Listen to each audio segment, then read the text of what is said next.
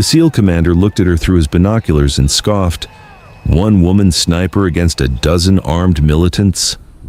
She'll be dead in minutes." 5 minutes later, 12 enemy bodies lay silent in the forest, and he was staring at her in disbelief. Meet Staff Sergeant Luna. Phantom Cross, 28 years old, dark brown hair usually braided in tactical style, hazel eyes that could track movement at 1,500 meters through dense forest canopy. For 3 years, she had served as designated marksman for various special operations units, but to most SEAL commanders, she was still just the female sniper who got assigned to their missions by higher headquarters. They respected her accuracy on the range, but none of them truly believed she belonged in frontline combat operations. Luna's background was unlike any other sniper in the military. Raised in the Alaskan wilderness by a father who was both a master hunter and former Army Ranger, she had learned to track and shoot before she could properly read. Every winter of her childhood had been spent surviving in conditions that would challenge experienced soldiers, learning patience, stealth, and precision that couldn't be taught in any military school. Her father, Sergeant Major Robert Tracker Cross, had been one of the Army's most decorated snipers before retiring to become a wilderness guide in Alaska. He had taught Luna that true marksmanship wasn't about perfect conditions on a shooting range. It was about making impossible shots in impossible circumstances when lives depended on a single bullet placed with surgical precision. "Baby girl," he would tell her as they tracked elk through snow-covered mountains, "anyone can hit a target when everything's perfect. A real sniper hits the target when everything's wrong. Bad weather, bad position, bad odds. That's when you find out what you're really made of." Robert Cross had survived 3 tours as a sniper in Iraq and Afghanistan, accumulating 89 confirmed kills and earning a reputation as one of the deadliest marksmen in military history. But more than just a killer, he was a student of ballistics, wind patterns, and the psychological aspects of precision shooting that separated true snipers from mere marksmen. He had retired from active duty after Luna's mother died in a car accident, choosing to raise his daughter in the Alaskan wilderness, where he could pass on skills that the Army couldn't teach. Their cabin was 50 miles from the nearest neighbor, accessible only by snowmobile in winter and bush plane in summer. Luna's education came from correspondence courses, but her real learning happened in the forest. By age 12, Luna could track wounded animals through snow for miles, reading subtle signs that most experienced hunters would miss. At 14, she was making consistent kills on caribou at ranges exceeding 800 meters, using rifles that her father had modified for extreme long-range shooting. At 16, she could survive alone in the wilderness for weeks, living off the land and moving through terrain without leaving traces that even experienced trackers could follow. Her father had also taught her the mental discipline required for precision shooting under stress. Hours spent motionless in hunting blinds, waiting for the perfect shot while mosquitoes swarmed and weather conditions changed constantly. The patience to track a single target for days, learning its patterns and habits before taking the one shot that mattered. Shooting is the easy part, he would explain during their evening discussions about ethics and responsibility. Any fool can pull a trigger. The hard part is knowing when to shoot, when not to shoot, and living with the consequences of both decisions. A sniper's greatest weapon isn't the rifle, it's the mind behind it. Luna had enlisted after graduating summa cum laude from the University of Alaska with a degree in wilderness studies and ballistics. Her military aptitude tests were off the charts, her marksmanship scores broke records, and her understanding of fieldcraft impressed veteran instructors who had been teaching snipers for decades. During basic training, her drill sergeants had initially been skeptical of the quiet girl from Alaska who seemed more comfortable in the field than in formation.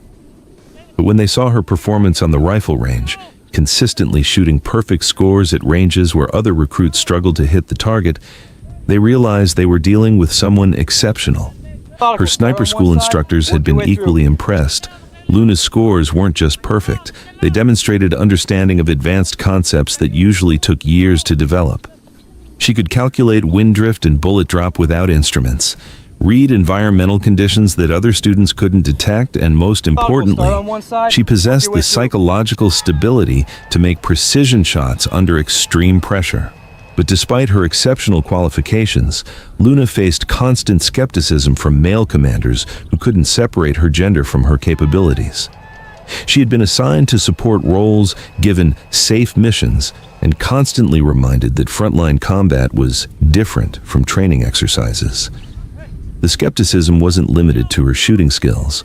Male officers questioned whether she had the physical strength for extended operations, the emotional stability for combat stress, and the aggressive mindset required for special operations. They saw her quiet demeanor and professional politeness as signs of weakness rather than confidence. Luna's first deployment to Afghanistan had been with a Ranger unit that treated her as an unwelcome addition forced on them by politically correct policies. Despite proving her capabilities repeatedly, she was consistently assigned to Overwatch positions far from the action, given defensive rather than offensive missions, and excluded from planning sessions where her tactical input could have been valuable. Commander Marcus Steele Blake was the worst of them all. At 42 years old, with 18 years of SEAL operations and 3 Bronze Stars, he commanded SEAL Team 6 with old-school attitudes that belonged in a different era. Blake had built his reputation on aggressive tactics and overwhelming firepower, believing that special operations required physical dominance and masculine aggression that women simply couldn't provide.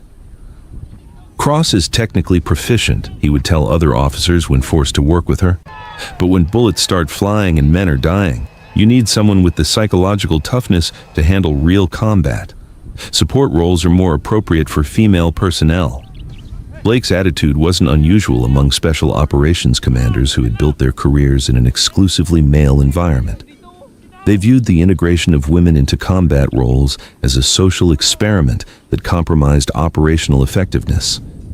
In their minds, Luna represented everything that was wrong with modern military policies that prioritized political correctness over combat readiness.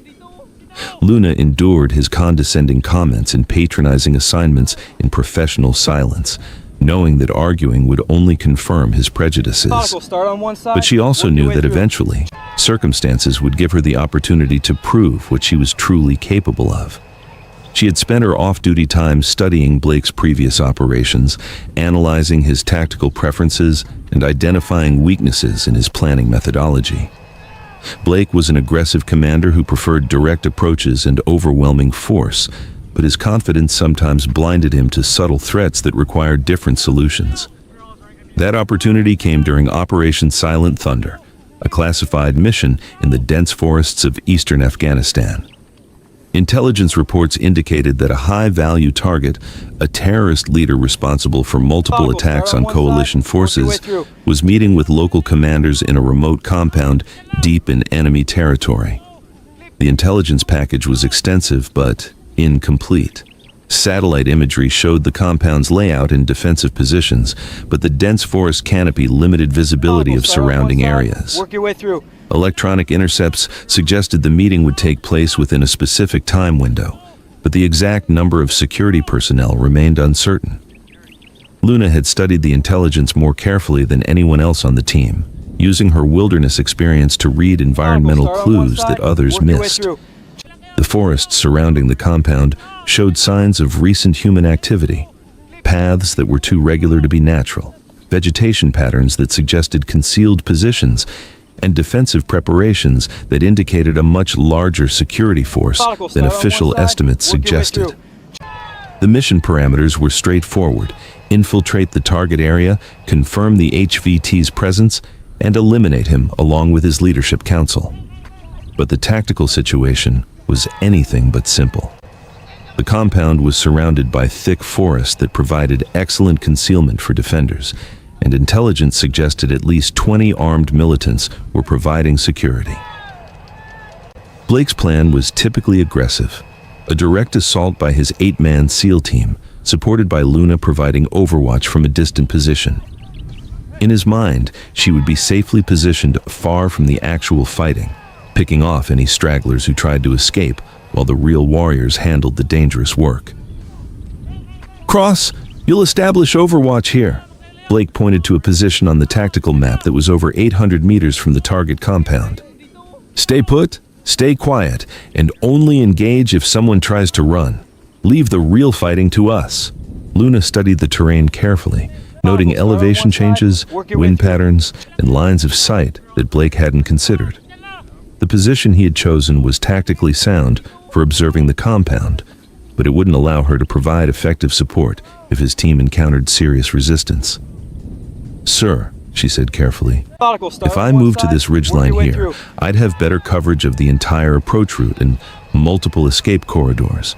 I could provide more effective support for the team. Blake's expression hardened. Cross, I've been planning these operations since before you knew what a rifle was. You'll take the position I assign and follow the orders I give. This isn't a training exercise where you get to improvise. Luna nodded professionally, but privately she began planning for contingencies that Blake's aggressive confidence couldn't envision. She had studied the intelligence reports more carefully than anyone else on the team, and she had noticed patterns in enemy behavior that suggested this operation might not go as smoothly as Blake expected. The insertion went perfectly. Blake's team moved through the forest with the practiced silence of elite operators, while Luna established her position exactly where ordered. Through her scope, she could see the compound clearly, a cluster of buildings surrounded by defensive positions that looked exactly as intelligence had described. But as Luna scanned the surrounding forest, she began noticing details that the preliminary reconnaissance had missed. Enemy positions that were too well concealed to be seen from satellite imagery. Movement patterns that suggested a much larger security force than intelligence estimates. Most importantly, defensive preparations that indicated the enemy might be expecting company. Her scope revealed camouflaged fighting positions that had been expertly constructed to blend with natural terrain. Radio antennas disguised as dead branches, weapon caches hidden beneath false vegetation. The defensive preparations were too sophisticated for a routine security detail. This was a carefully planned defensive network designed to destroy any assault force. Phantom, this is Steel.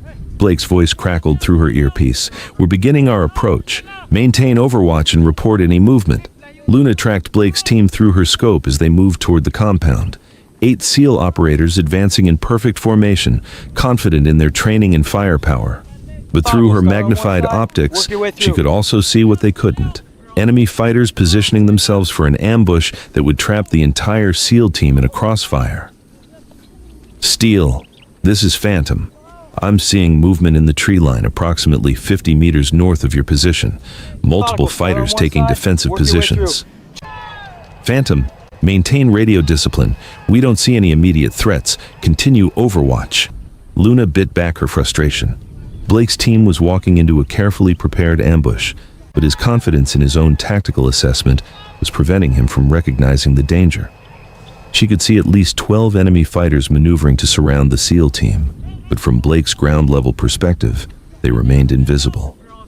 The ambush was triggered when Blake's team was exactly where the enemy wanted them, caught in open ground between the compound and the forest, with no immediate cover and limited escape routes.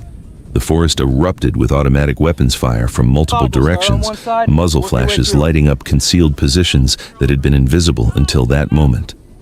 Contact! Contact! Blake's voice carried panic and disbelief. We're taking fire from multiple positions. Where did they come from? Luna could see the entire tactical situation through her scope. Blake's team pinned down in a clearing, 12 enemy fighters positioned in a perfect enveloping formation, and more hostiles moving to close off escape routes. The SEAL team was trapped in exactly the kind of ambush that destroyed elite units when overconfidence met superior enemy preparation. Steel, this is Phantom. I have visual on 12 enemy positions. I can eliminate the threat, but I need to relocate to effective firing position. Negative, Phantom. Maintain your position and wait for instructions. But Luna was already moving.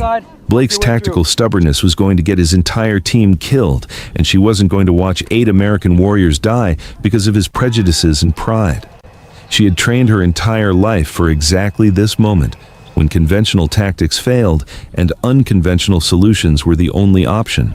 Moving through dense forest with equipment that weighed over 60 pounds required skills that couldn't be taught in any school. Luna flowed through the undergrowth like a ghost, using deer trails and natural concealment to approach the enemy positions without being detected.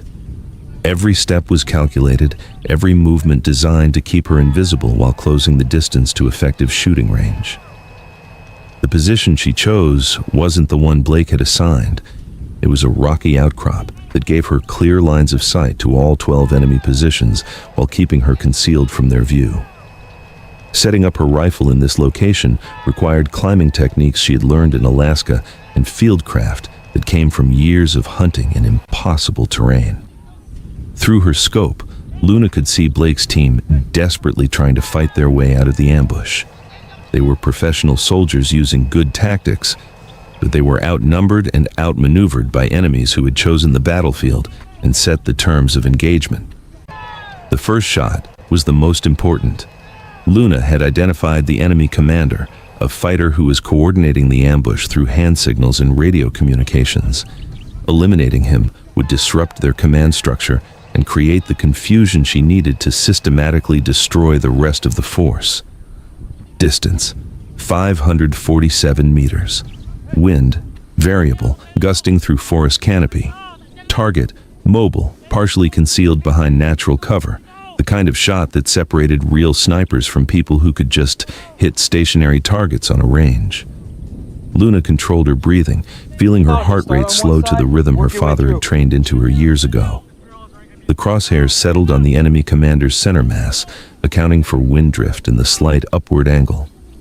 She exhaled half her breath and held it, finger applying steady pressure to the trigger. The rifle fired.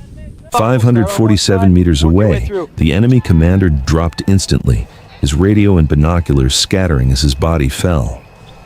The coordinated ambush immediately began to lose cohesion as the remaining fighters tried to figure out where the shot had come from. Luna was already acquiring her second target, a machine gunner who was pouring devastating fire into Blake's position. The angle was more difficult this time, requiring her to shoot through a gap in the forest canopy that was barely wider than her bullet. Second shot, second kill. The psychological impact of losing their commander and heavy weapons specialist sent ripples of confusion through the enemy force. They had been in complete control of the engagement, systematically destroying a trapped SEAL team. Now, they were being hunted by an invisible predator who was picking them off with surgical precision. Blake's voice crackled through the radio, filled with amazement and disbelief. Phantom, where are those shots coming from? This is Phantom. I'm eliminating the threat. Keep your heads down and be ready to move when I give the signal. The third and fourth shots came within seconds of each other. Luna had identified two fighters who were trying to flank Blake's position, and she eliminated them with a technique her father had taught her. Rapid target acquisition that allowed her to engage multiple threats without losing momentum. Each shot was a masterpiece of precision marksmanship. Wind conditions varied between targets, forcing Luna to adjust her calculations for each engagement. Enemy fighters were using natural concealment that made them nearly invisible, requiring her to track subtle movements and predict their behavior. By the time she fired her fifth shot, the remaining enemy fighters were beginning to panic. They had been ambushing a trapped SEAL team, but somehow they were being systematically destroyed by an opponent they couldn't see or locate. The psychological pressure of being hunted was breaking their discipline and exposing them to further attacks. Luna's sixth and seventh shots eliminated two fighters who were trying to escape through the forest. They had abandoned their positions and were running for safety, but Luna tracked their movement through dense vegetation and stopped them with shots that would have impressed Olympic marksmen. The 8th, 9th, and 10th shots came as the remaining enemy fighters tried to consolidate into a defensive position, but Luna had anticipated their movement and positioned herself to engage them as they exposed themselves. Each shot was calculated to maximum effect, eliminating threats with the cold efficiency of a professional killer. Have you ever witnessed someone perform at a level that seemed almost superhuman? Blake's team watched in stunned silence as Luna systematically dismantled an enemy force that had been destroying them moments before. The 11th shot eliminated a sniper who had been targeting Blake's medic. Luna had spotted the muzzle flash from his concealed position and returned fire before he could engage a second target. The shot traveled through forest undergrowth that should have made accuracy impossible, but Luna's bullet found its mark with mathematical precision. The 12th and final shot was the most difficult. The last enemy fighter had taken cover behind a fallen log that provided excellent protection from most angles. But Luna had positioned herself to exploit the one gap in his defenses, a shooting lane that was barely 6 inches wide and required her to thread her bullet between two tree trunks. The shot was perfect. The threat was eliminated. 5 minutes after the ambush began, 12 enemy fighters lay dead in the forest, and Blake's SEAL team was alive and unharmed. The engagement that should have destroyed an elite American unit had instead become a demonstration of precision marksmanship that redefined what one sniper could accomplish in combat. "Phantom, this is Steel." Blake's voice carried a tone that Luna had never heard from him before, complete respect mixed with amazement. "I need you to explain to me what just happened." Luna keyed her radio calmly. "Threat eliminated, sir. Area is secure. Recommend we continue with primary mission." The primary mission, eliminating the high-value target, proceeded without incident. The terrorist leader and his council were eliminated in a surgical strike that went exactly as planned, now that the security force had been neutralized by Luna's precision shooting. But the moment that defined everything came during the helicopter extraction, when Blake sat across from Luna in the cargo bay and looked at her with completely different eyes. "Cross," he said quietly, "I owe you an apology. What you did back there, I've never seen anything like it. 12 targets, 5 minutes, perfect shooting under impossible conditions. You saved every life on my team." Luna looked at the SEAL commander who had spent months doubting her capabilities and treating her like a liability. "Sir, I was just doing my job." "No," Blake replied firmly. "You were doing something far beyond your job. You were being the sniper I never realized we had." The after-action reports from Operation Silent Thunder became classified case studies examined by special operations commands worldwide. Luna's engagement was analyzed as a perfect example of precision marksmanship under extreme pressure, demonstrating tactical innovations that challenged conventional doctrine about sniper employment. 6 months later, Staff Sergeant Luna Cross was promoted to Sergeant First Class and offered assignment to the most elite sniper units in the military. But more importantly, she never again heard a SEAL commander question whether women belonged in frontline combat operations. The Commander Blake became one of her strongest advocates, frequently telling other officers, "If you want to understand what a real sniper can accomplish, watch Cross work. She doesn't just shoot targets, she controls the entire battlefield through precision and patience." The relationship between Blake and Luna evolved from mutual antagonism to professional respect, and eventually to the kind of trust that exists between warriors who have saved each other's lives. Blake learned to listen to her tactical assessments, while Luna learned to work within command structures that valued her input rather than dismissing it. 2 years later, when Blake was promoted to Admiral and given command of Naval Special Warfare Group, his first personnel request was for Luna Cross to serve as his senior sniper instructor. Her techniques became standard curriculum for all special operations snipers, male and female. Today, Master Sergeant Luna Phantom Cross runs the military's most advanced sniper training program, teaching techniques that combine Alaskan wilderness skills with modern precision shooting technology.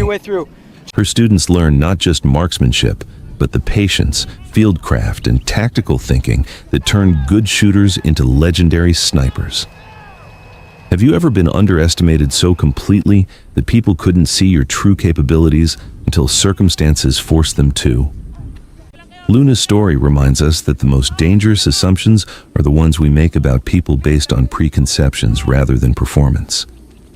The SEAL commander who dismissed her as just the female sniper learned that gender was irrelevant when bullets were flying and lives were on the line. What mattered was precision, patience, and the willingness to take responsibility for outcomes that others couldn't achieve. If you believe that true capability reveals itself when everything is on the line, Share this story. Because somewhere, someone is being judged by their demographics rather than their skills, not knowing that their moment to prove everyone wrong is coming. Luna Cross didn't just eliminate 12 enemies in 5 minutes, she eliminated every assumption about what women could accomplish in combat. Sometimes our greatest victories come not from meeting expectations, but from exceeding them so completely that the expectations themselves are forced to change. Thanks for watching. If you liked this video, you can subscribe to see more incredible stories like this one.